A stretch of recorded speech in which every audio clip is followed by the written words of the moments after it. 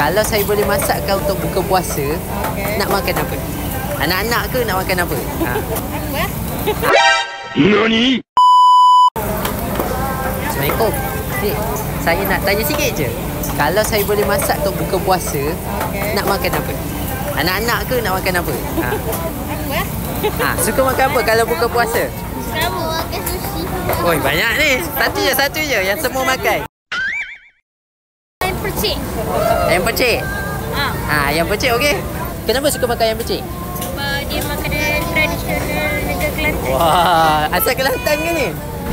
Ya. Oh, dia lahir Kelantan. Okey. So saya buat, nanti besok buka puasa saya bagi. Alright, sorry ganggu. Jumpa esok insya-Allah. Assalamualaikum. Okey, so jom buat ayam percik versi Kelantan. Ayam percik ni kat Bazar Ramadan sebenarnya ada macam-macam versi. Kalau korang pergi Johor tu ada yang jenis letak macam sos dia punya kuah. Kalau yang kat KL ni pula ada macam sambal.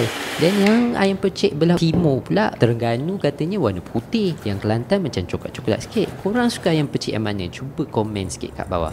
Okey, nak buat dia senang je. Kisahkan bahan-bahan tadi and then ayam ni kita perapkan dulu dengan semua benda ni lah. Barulah dia lebih berasa kan ayam tu. Yang kisar tu tadi kita perapkan sekali. Lepas tu separuh daripada bahan kisar kita kisarkan dengan cili kering untuk buat kuah dia. And then sebenarnya cili kering aku terlebih tadi, kurangkan sikit, kurang pedas. Lepas tu kuah dia ni kena buat dululah sebab nanti kita nak masa bakar tu nak kena celupkan dia dengan kuah ni kan. So ayam tu tadi dah perap dalam sejam macam tu, kita kukuskan dulu baru dia lebih cepat masak lah kan. Tak adalah dapat ayam tak masak macam kat bazar tu. Kuah kukus ayam ni campurkan sekali dengan kuah baru sedap. Ayam dah bakar first kali kita terbalikkan. And then bila dah bakar baru kita celupkan dalam ni. Baru rasa smoky dia tu ada kan. And then kita letakkan lagi bakar atas tu.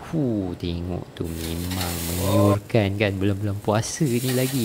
Lepas tu kita taburkan lagi kuah tu bagi dia betul-betul meresap dalam ayam ni. Memang sedap lah resep ni. Aku pun sendiri teriuk bila tengok balik. Jom kita hantar.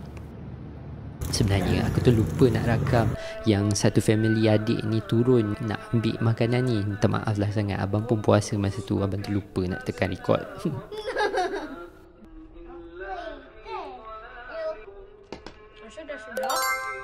Tak boleh sangat. Ada rasa macam kat Kelantan. Dah. 4 bintang.